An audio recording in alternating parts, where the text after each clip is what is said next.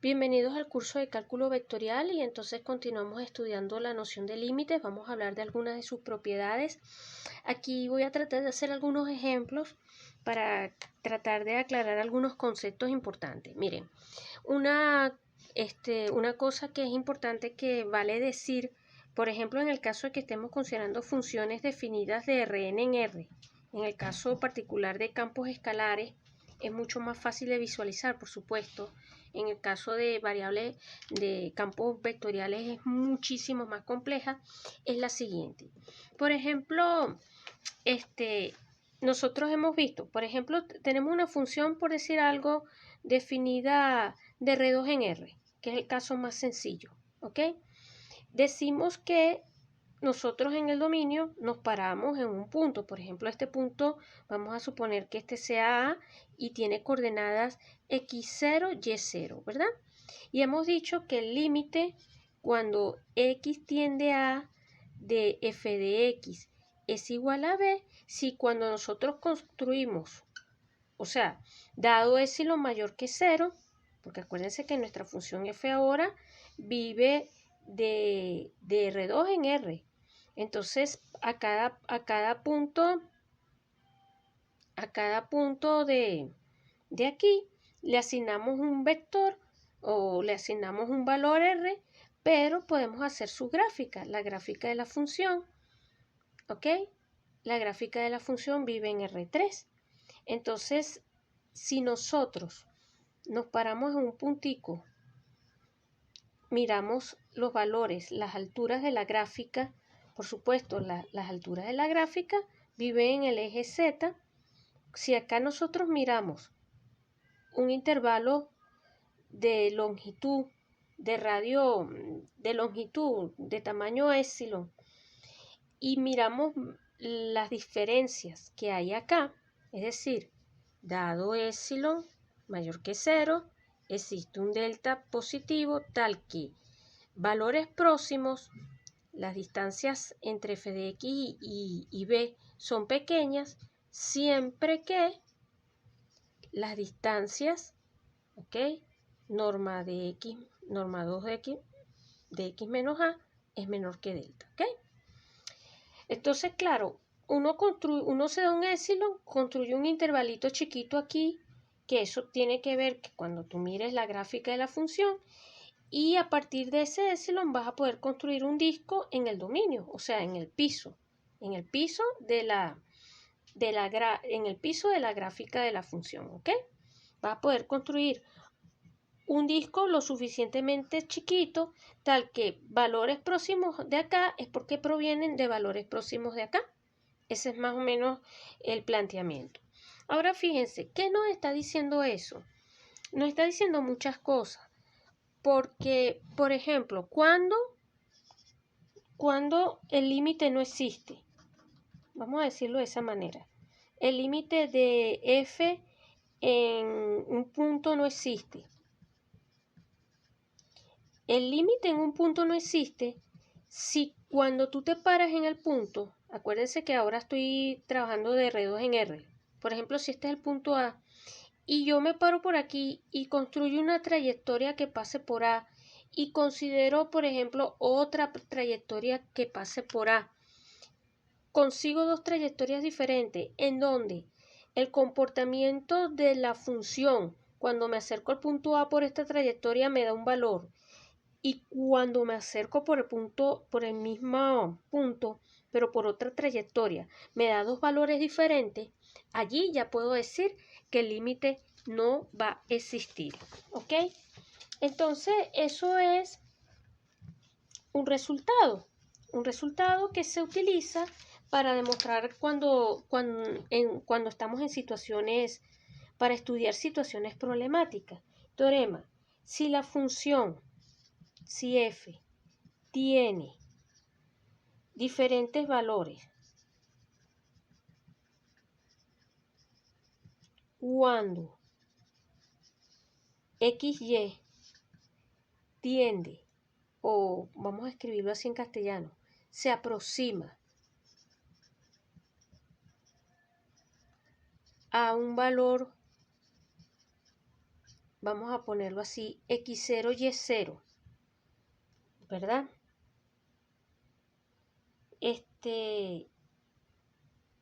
Si f tiene diferentes valores, cuando x y se aproxima a valor mediante diferentes trayectorias,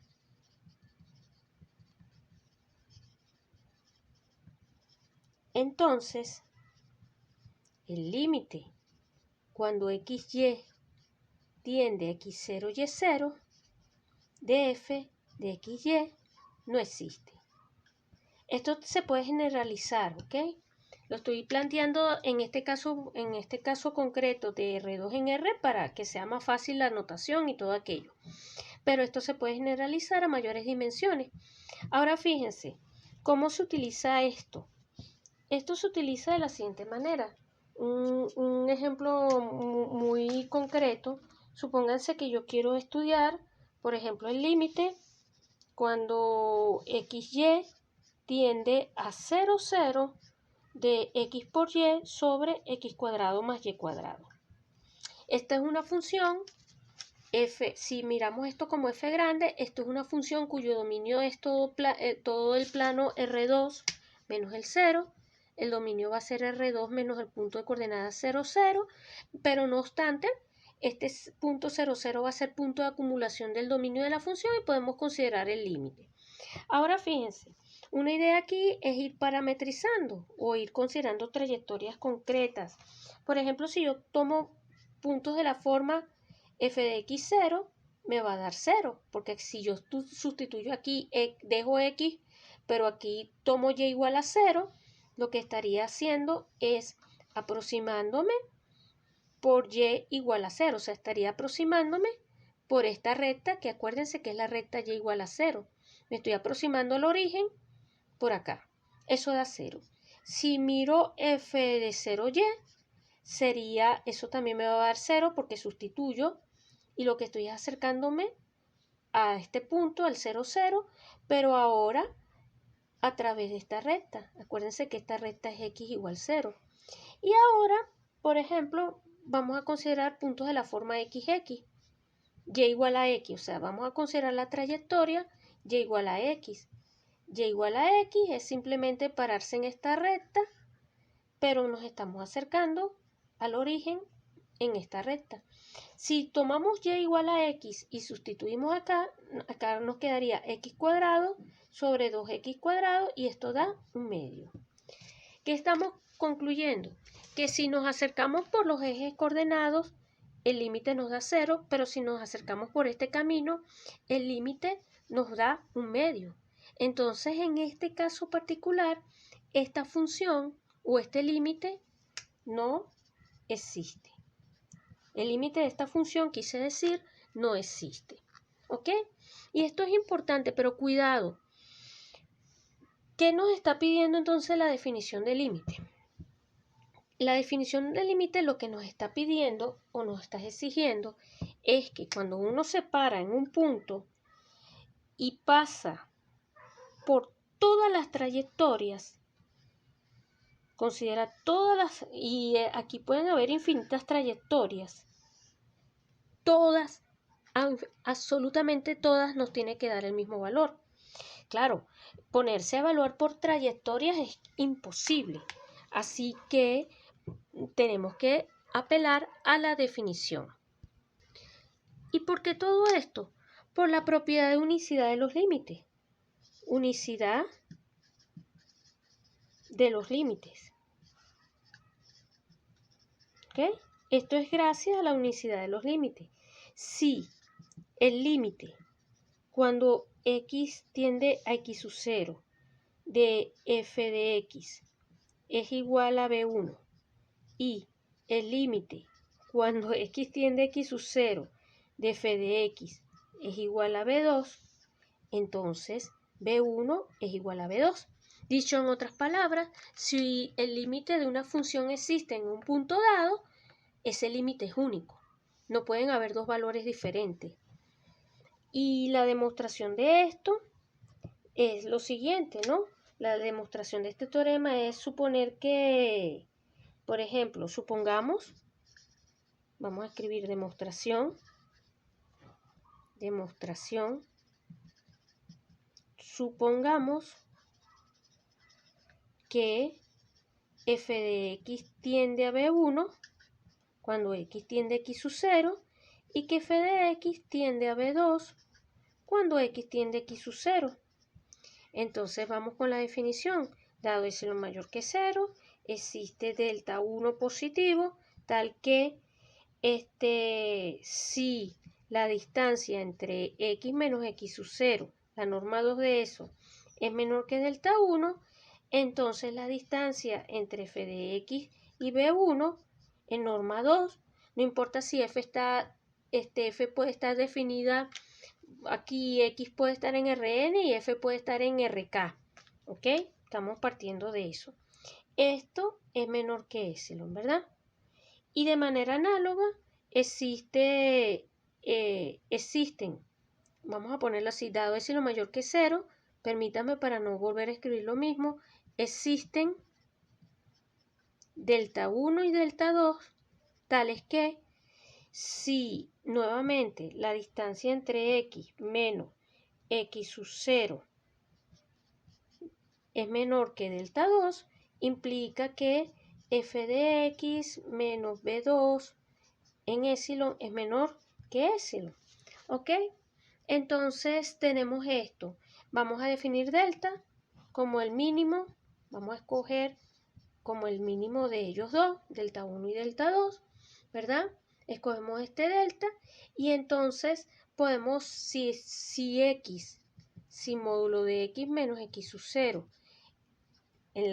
norma 2 de esto es menor que delta, vamos a poder decir lo siguiente. Entonces, por lo que acabamos de plantear, podemos escribir lo siguiente. Mire, la diferencia de B1 menos B2 en norma 2, esto lo podemos expresar como B1 menos f de x menos B2 menos f de x. Lo que hice simplemente fue sumar y restar f de x. Menos por menos da más. Aquí sumé y resté.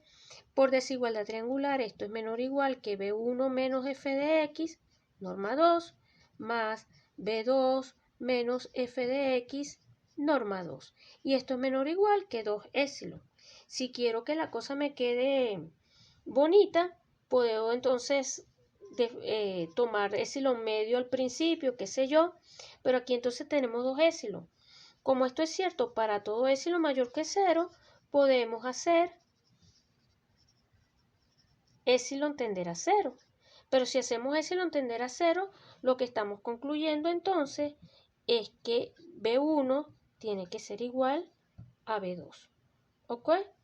Si lo quieren hacer por reducción al absurdo, entonces, porque aquí podemos hacer esto, ¿no? Aquí podemos suponer, para ser formales, que B1 es distinto de B2. Si B1 es distinto de B2, tenemos por un lado esto, ¿ok? Pero entonces, haciendo todo este cálculo, tenemos que dos valores distintos, tal que su norma es más pequeño que epsilon. Entonces, esto nos va a llevar a una contradicción. ¿Por qué? Porque, pues, podríamos escoger epsilon de la forma B1 menos B2. Como esto es cierto para todo epsilon, escogemos entonces epsilon de la forma B1 menos B2 en norma 2 entre 2, ¿ok? Escogemos esto y entonces si escogemos epsilon de esta manera, vamos sustituyendo aquí arriba, vamos a obtener una desigualdad del tipo B1, esto menor que esto, con B1 diferente de B2. Y eso es absurdo, o sea, llegamos a una contradicción. Entonces, nada, el límite cuando existe es único. Y ya para terminar, me gustaría entonces enunciar el siguiente teorema de propiedades de los límites, que algunas de ellas se demuestran de forma análoga. O sea, lo vamos a enunciar así. Sea f una función definida, o sea, f, vamos a suponer que f y G de una vez. F y G están definidas de A en B, donde A está contenido en Rn y B obviamente contenido, por ejemplo, en Rm. ¿Ok? M y N pueden ser iguales como pueden ser que no lo sean. Sea A pequeña un punto de acumulación de A, de este conjunto que es dominio común para las dos funciones. Y B perteneciente a B, vamos a suponer que B es un rango común a las dos funciones, a F y a G. Si no lo fuesen, uno acomoda la situación, uno intercepta, etc. Entonces, primero,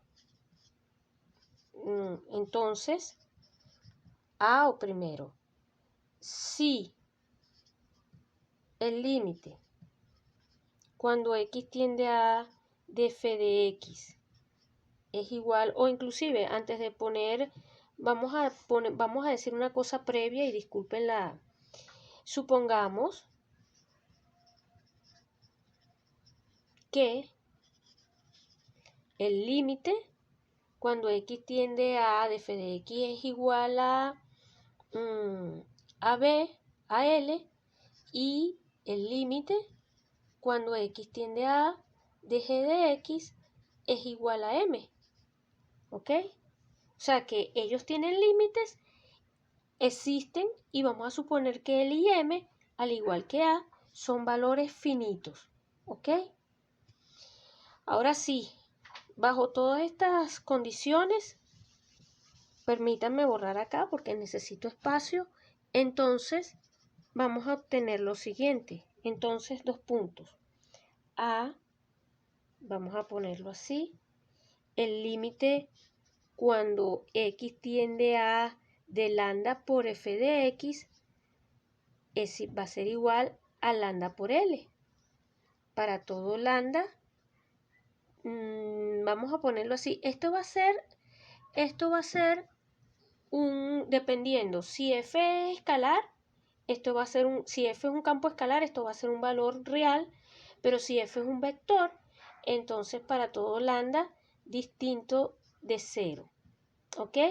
Distinto de 0, donde 0 puede ser un vector en Rm. ¿Ok? Cuidado con esto, y aquí podemos tener un producto escalar. B, el límite cuando x tiende a de f de x más g de x no va a ser otra cosa que L más M. Aquí lo que estoy diciendo es que el límite de la suma es la suma de los límites, de forma resumida. ¿Ok? La otra cosa es que el límite, y aquí sí hay que tener cuidado, ¿no? Caso, por ejemplo, acá si f está definida de Rn en R, si f es un campo escalar, entonces el límite cuando x tiende a si f, inclusive necesito los dos, si g y f son campos escalares, va a ser cierta esta otra propiedad. F de x entre g de x va a ser igual a L entre M, siempre que g de x, o mejor dicho, siempre que M sea distinto de 0. Es decir, esta identidad C se cumple siempre y cuando estemos considerando campos escalares, porque la división de dos vectores no está definida. ¿Ok? Y bueno, solo para ir cerrando, una propiedad de, ¿ok? Por un momento piensen, vamos a poner así, si f, vamos a escribirlo explícitamente, acuérdense que tenemos f definido ahora de Rn en R, ¿ok? Y entonces sea f, para la propiedad de, vamos a considerar otra vez f de Rn en Rm. F entonces va a tener m coordenadas, ¿ok?